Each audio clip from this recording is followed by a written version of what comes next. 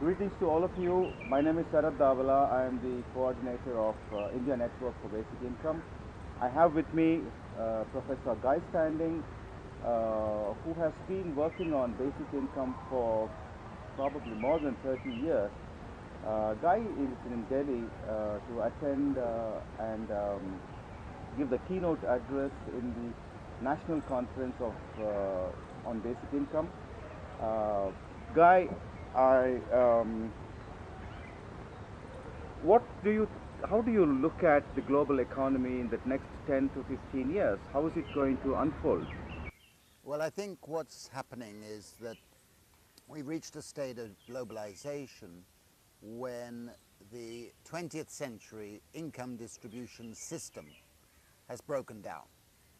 And what this means, very briefly, is that the way economic growth is taking place is that more and more of the income is going to the very top, is going to what I call rentiers, and the growing precariat, a long way below, is finding life increasingly insecure, with lower wages in real terms, more volatile incomes, and we're creating a situation where insecurity is becoming the defining feature of our age.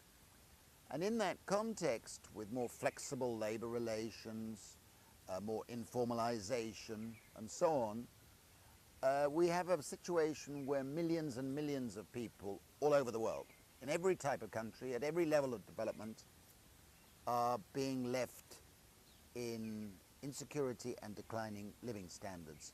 And this is unsustainable economically and politically.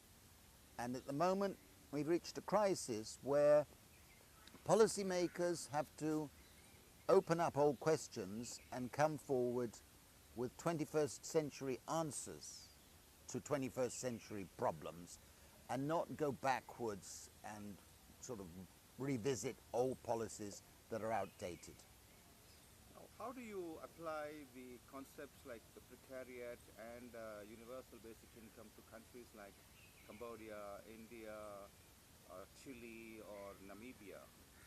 Well, I think that the combination of circumstances in all of those countries, you've still got a rural, informal mass of people whose level of incomes are chronically bad and are not participating in the growth process. And in the towns and cities, you've got this emerging precariat who are linked to the wage labor market, but are not gaining real wages, social protection, access to non-wage benefits. So you've got a combination of circumstances.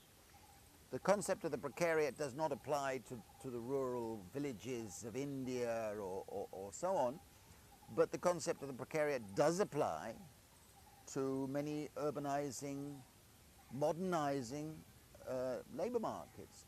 So you've got a combination of circumstances, and I think policymakers, when they're thinking about basic income, have to appreciate that it's about addressing these emerging problems as much as a policy for social integration, social solidarity, and a reduction of the chronic inequalities that we've seen arise. I mean, we cannot continue on the current course.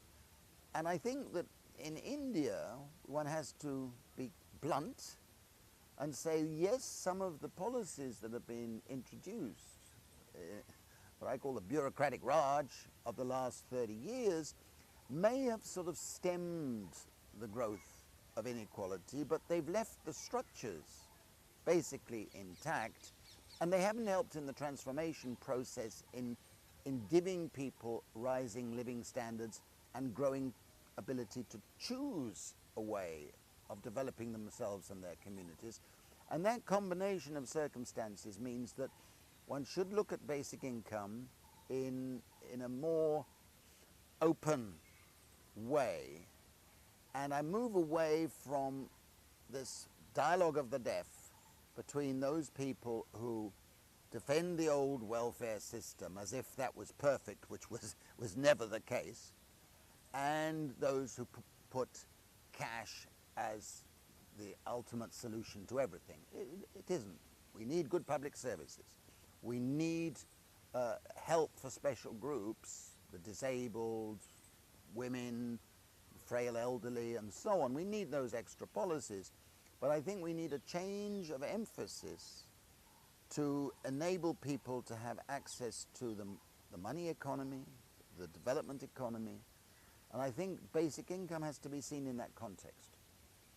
Some of the critics in India are pointing out that universal basic income is a concept much more relevant in richer countries in Europe and not in countries like India or in Africa.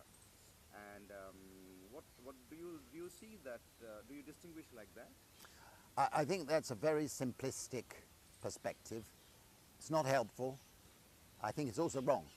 So I think really that in a country like India or those other countries that you've mentioned, precisely because the complex welfare system has not been developed as it is in Europe, it's actually institutionally easier to move from a system of chronic subsidies to a system that is actually enabling people to make choices and participate in a developing, modernizing economy.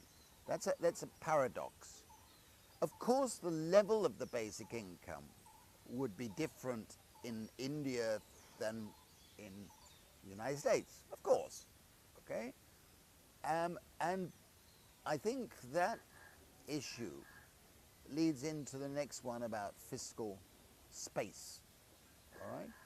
A lot of people do the simplistic exercise of saying, well, if we gave every Indian a basic income of 1,000 rupees a month, the population is 1.4 billion, we'll do a back of the envelope exercise, look, comes to 7, 10% or whatever percentage it might be, we can't afford it.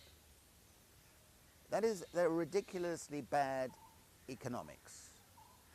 We've got to realize that we're going to be moving in a direction which maybe we raise the level gradually over time according to the capacity of the state to afford it. We've got to realize that as of now, the government at federal level and at state level combined spend easily that percentage on subsidies of various kinds. Now, what an economist should be able to say, and if they can't say what I'm about to say, they shouldn't be economists, is that subsidies encourage inefficiency. Subsidies encourage inequity. The evidence is overwhelming that they're regressive. In other words, they tend to increase inequality rather than reduce it. Even those subsidies that are intended to be for the poor, most of the money goes to the non-poor. Now, we've had 60 years of experience of that in India and equal number of years in every part of the world. The evidence is overwhelming that that is the case. Now, subsidies are distortionary, they are bad. So why is it that we go on and on and on creating the subsidy Raj? Well, of course, it goes with patronage, it goes with political interests, and of course it's been built up over generations. So as we know, there are hundreds of schemes in this country, most of which do not reach the people they claim to be for. They're going to middlemen and bureaucrats and politicians and everything. Everybody knows that. And yet, for some peculiar reason, people continue to put faith in that system. It's daft. It's daft. And I think we have to say, look, although there are always demands for fiscal space, you know, health services, education, so on, we know it's affordable to have a basic income. It's not a question of affordability, it's a question of political priorities. But for heaven's sake, let's move away from subsidies. And in doing so, I think you will find, as our pilots have shown in Madhya Pradesh, that basically having a basic income is transformative. It is a liberating mechanism which improves welfare, health, schooling, nutrition, and so on, which has a positive effect on the demand for public expenditure.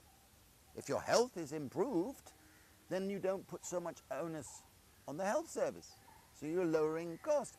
If your education system is working better because the children are able to learn, you don't get so much repeat, or you don't get so much wasted money in the school system because the children aren't able to earn. The same with nutrition. If nutrition improves, it has feedback effects. But we also find that the economic effects of a basic income in the communities where we've piloted increase work, increase economic output, lower inequality, more dynamism in the community, more social solidarity. All of these things are growth-oriented. So when people do a back-of-the-envelope cost, they forget the dynamics.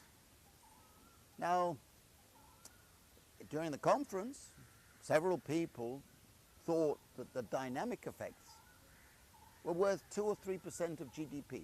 It's very hard to estimate the full range of effects. But what we can say, without any doubt, and without any fear of contradiction, is that if you had a basic income, it would be growth-oriented. It would stimulate growth, but in a way that would reduce the inequities that are chronic in India as they are elsewhere, and in ways that would emancipate people. And one way we put it is that we say that the emancipatory value of a basic income is greater than the money value. And that's very important, because that's not just talking about the pure economics, it's also talking about what is really fundamental about a basic income. A basic income is about giving people greater freedom. And I think that demand that any policy should be judged by whether or not enhances the freedoms of the recipients and their communities and their families. And if it doesn't, then we should not be looking very, very favorably at that policy. With basic income, you do. You give people a greater choice, you give people a sense of being in control of their lives. It's very, very important. And I've heard too many people in Delhi and in establishment circles give too little attention to that. They want to be paternalistic. They know what the poor need, they think. And they're going to deliver what the poor need, they think. The poor are perfectly rational. They're perfectly capable of knowing their own needs and working it out and learning. And I think it's arrogant, verging on conceit, for people to decide what people need rather than let them develop and work out what they need. So that side of it is very important. And a basic income is a matter of social justice in the end. And that's most important. Guy, some of the suspicion in India about universal basic income comes from the fact that governments are excited, some of the governments are excited about it. Like India's economic survey carried a chapter on this thing, looking at various possibilities of implementing it. Ontario has initiated a study, Finland has started a pilot. So at the same time, economists like you and philosophers like Philip Harias and several other people are also excited about universal basic income. What do you think? Are they two different starting points, or why are governments and philosophers agreeing on this? Well, I think there are good reasons to be excited. I don't think being passionately excited about something is a bad. I think it's an important aspect. It doesn't mean we should be rushing around, jumping up and down with excitement. Is there an agenda that's going to be hijacked by government? It could be. It could be. But I think there are good reasons for excitement in the sense that it's pretty clear what the major problems of today are, whether it be in India or elsewhere in the world. There are chronic inequality, chronic insecurity, uneven development, the mental strains that come from insecurity, and a concern in the longer term that automation and robots are going to prevent job creation and are going to make this inequality even greater in the longer term. All of these are coming together, and the bottom line is that there must be a fear that if all of those things are allowed to continue, we will get political instability with extremists and very authoritarian, charismatic figures across the world gaining as a result. Now, I don't think anybody should want that, anybody with any sense. By all means, a government should aim for popularity. That's normal, that's normal. But I think the combination of these circumstances means that we have to look at these issues very, very systematically and in a way that was not the case 20 years ago. It's an urgent issue. It's an urgent issue. A basic income is not a panacea. It requires a context. It requires a set of policies to go with it, to make it work. What I detest is people who dismiss it as if any of us who favor it think that it is a panacea. We don't. We see it as one instrument in a package of reforms that are needed. And that, I think, means that we should be all having a conversation about how we move in that direction, whether we move it for specific groups, whether we move it for women only first, for the elderly first, tribal communities first, whether we roll it out in different ways. We have to be very systematic in the way we do it, very objective, look at the advantages and disadvantages of different approaches. I believe that its essential rule should be that whatever approach we do it and phasing it in, we do it by communities, not by a random selection of individuals or by selective people within communities and not others within that community. And there's one very good reason for that. If you give it to one person and the person next door or even the person inside the household you exclude, you set up interpersonal dynamics that are anything but healthy. All of us would feel that way. If you give my relative something and I'm excluded, am I going to be happy? And you lead to tensions, and you lead to the possibility that it wouldn't have the desired effect at all. Whereas if you give it to everybody in a community equally, you induce solidarity, you induce a sense of reciprocity, you induce a sense of pooling. And the community effects. The community effects are very important.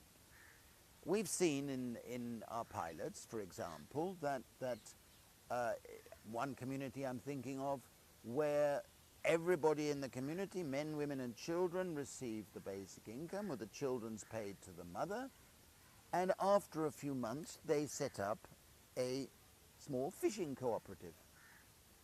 And that fishing cooperative meant that the combination of people were putting bits of their money in, and they regarded it as a cooperative activity. And by the time the end of the pilot, the diet of that village had changed.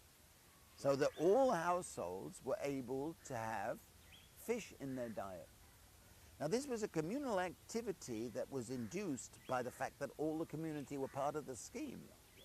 And they used part of the proceeds from selling the fish and so on to provide financial assistance for people who suddenly had an accident or an illness, so that they could mobilize money without going to expensive money lenders. Now, those sort of transformational effects are sustainable, grow, and they alter the whole atmosphere of a local community. Now, you don't get that if you introduce a paternalistic policy or a selective, targeted policy. You only do it if you have, call it universalistic, call it targeting universalism, if you like. Whatever the name we use, it's embracive. Guy, you have been an advocate of pilots in all these years. I think you've been part of Namibian pilot, Indian pilot, and also several other pilots.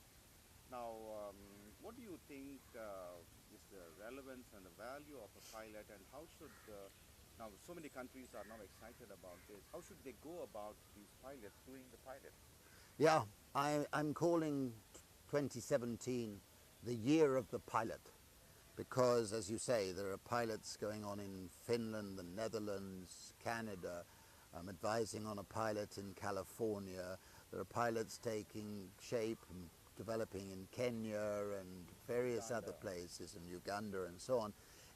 And you know, I'm in favor of pilots. I think one should recognize that they have advantages for certain things, but not for others. I believe in a basic income as a matter of social justice. Well, you don't disprove that by having a pilot. I believe that a basic income enhances personal freedom. You don't necessarily find out much about that through pilots. But I think also that you do learn about pilots, about the process by which it should be introduced, the lessons of how you roll it out, how it's received, how it's understood, how people learn to handle money or whatever it might be. And I also think that pilots, particularly in India or other countries in similar levels of development, pilots are very useful for establishing demonstration processes. Our pilots in Madhya Pradesh, for example, I think what they've done is they have established, look, if people are given cash, they use that cash rationally, contrary to the prejudices of people who don't know anything about it, who claim if you gave the poor cash, they'll spend it on alcohol and tobacco, you know. Actually, what happens is people spend less on those temptation goods or bads, okay? Because they're more committed and they're developing, and they spend it on other things to improve their lives, or they're working more. Often it's claimed that if you had basic income, people would become lazy. Well, pilots have shown again and again and again that that's wrong. What we've seen here and in Africa and in Latin America is that if you give people a basic income, they work more. And they're more productive when they're working, and they're more tolerant and cooperative when they're working, all of which raises productivity. So it generates growth. Now, pilots are very useful in debunking prejudices. And I wish more people would take notice and read and study the results of pilots before pontificating about basic income.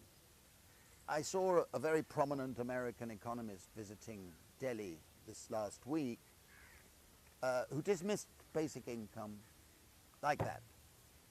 The man had never done any single study of the subject in his life. He knows nothing about it, and yet he thinks he is entitled to have a definitive judgment. And because he's got a big name from other work on other subjects in the United States, the newspapers and policymakers take him seriously. Well, the man is an ignoramus when it comes to this sort of thing. Okay, I would be an ignoramus if I started talking about nuclear bombs or something like that, or heart surgery. So I think there must be respect for empirical studies, actual studies, and that leads me to the methodological point. In the last 5 to 6 years, no more, but that period, there's been an overwhelming faith placed in RCT, randomized controlled trials.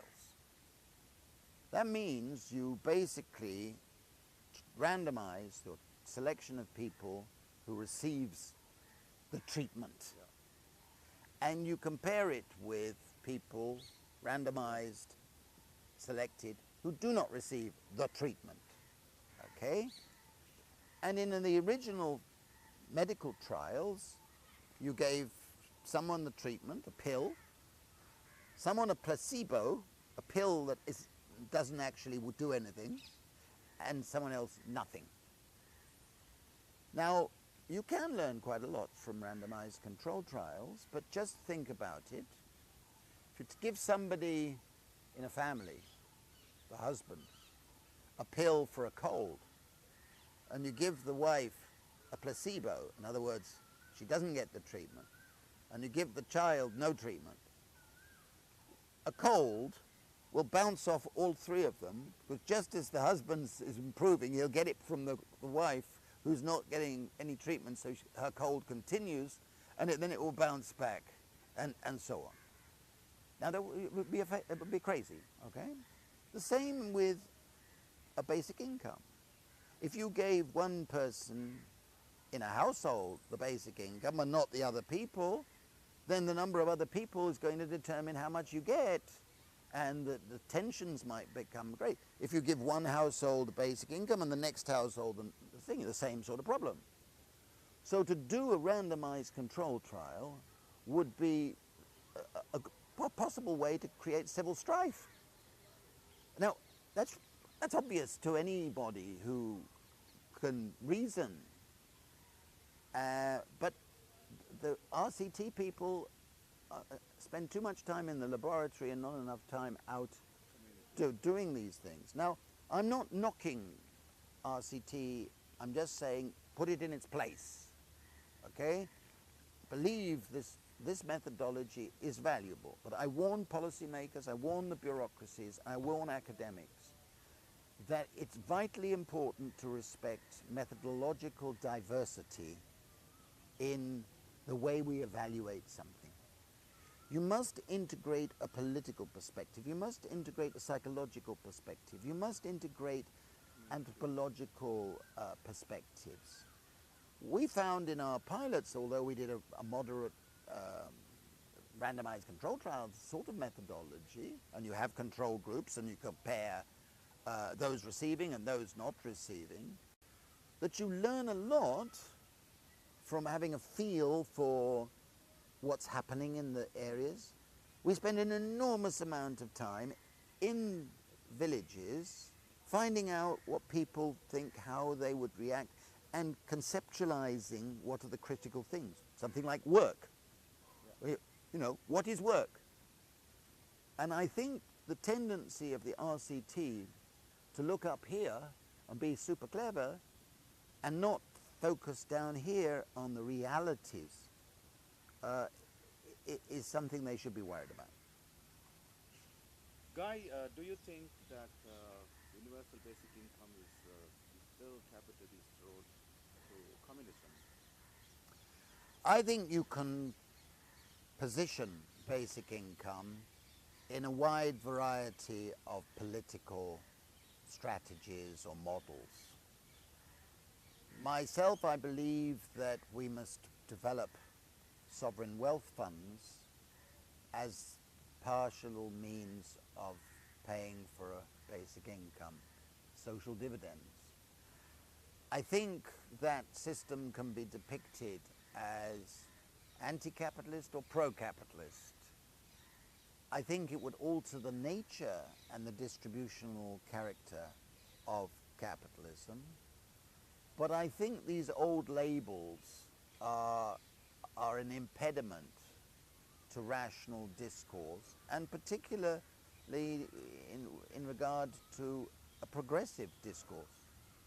I think the old left have been shooting themselves in being stuck in a vocabulary and a set of images somewhere back in the 20th century, early part of the 20th century, and have given too little attention to personal freedom, too little attention to new forms of work, new forms of working, new forms of relationship that exist in the 21st century and are in real danger of becoming marginalized in the political discourse because they're not seeing the issues around the precariat, around insecurity, as something that is fundamentally different from the old Soviet era, socialist era of mass industry and so on. And I think they have to transform their way of thinking, the vocabulary and so on. So I don't see it necessarily as a road to one thing or the other. I may have a vision of the sort of good society that I would believe in. Social solidarity, reduction of inequality, conviviality, a society in which all forms of work, women's work, care work, can be respected, etc. That is my perspective. I think a basic income is an integral part of realizing that sort of society. I think anybody who is opposed to giving a basic income should look in the mirror and ask themselves why they are really opposed. And too many people on the left basically seem to think that if you gave people the freedom, they wouldn't support the unions or the party or whatever it might be. I think that is fundamentally immoral as a position. I think if you are a person who says you are a champion of the poor, which anybody on the left tends to say, then you can't possibly be against giving the poor greater resource capacity to make decisions themselves, how they develop themselves and their families and their communities.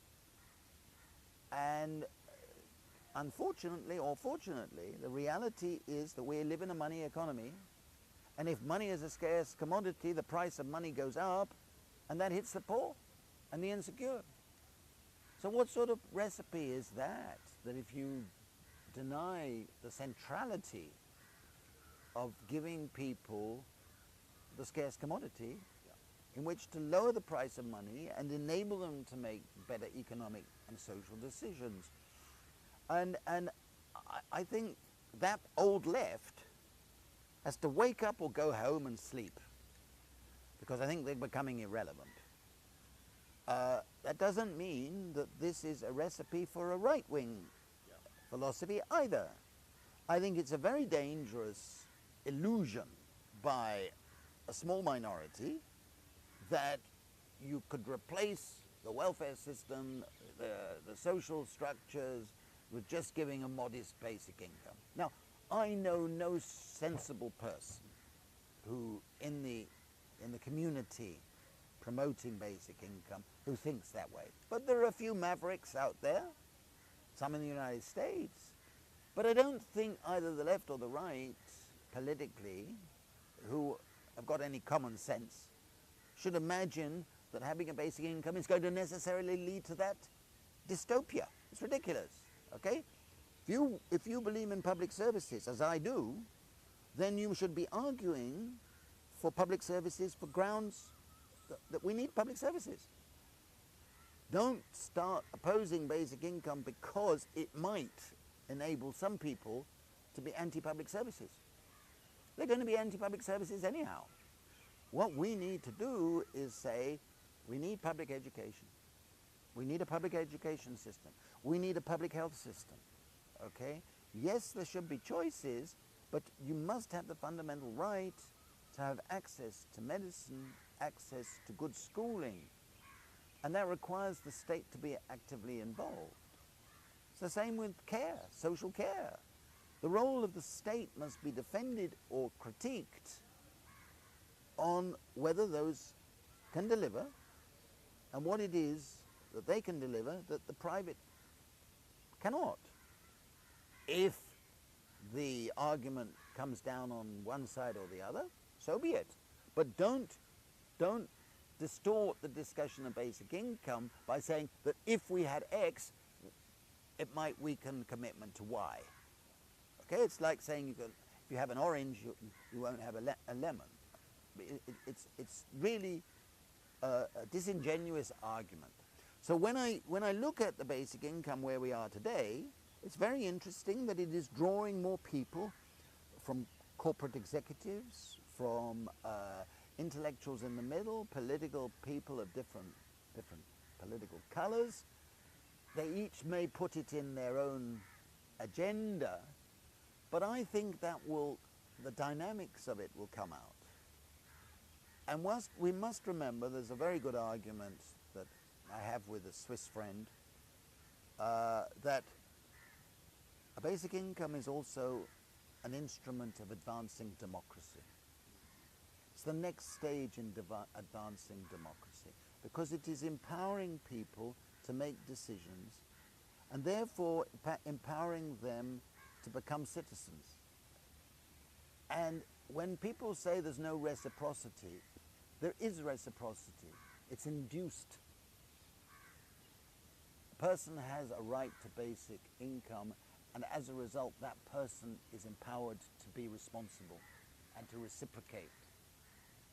And in that context, all this nonsense about we will only give you something if you've done something first is the wrong way around. That's coercion. That's unfair.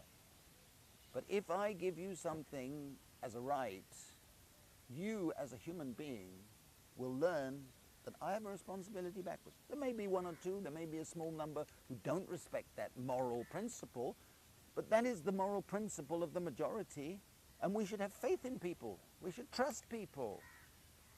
And I think in the end, this sense of trust and empathy and those values are absolutely critical to this debate.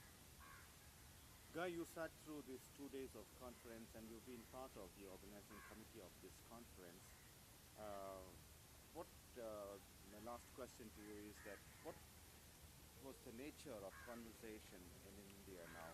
You have listened to most important people discussing it 2 days. And in which direction you think INBI, India Network for Basic Income, should take the conversation?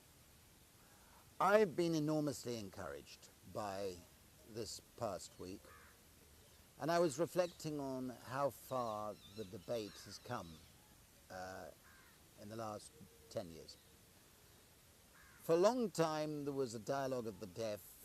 You either favoured PDS and Narega or you favoured cash transfers, and insults were exchanged, and there was a useless debate. The mood has changed. We now have a conversation. There are still people who take extreme positions. As soon as they retire, the better. But the debate has moved on. The debate has moved in what can you substitute for what path forward. Should we go for more universalistic or more targeting?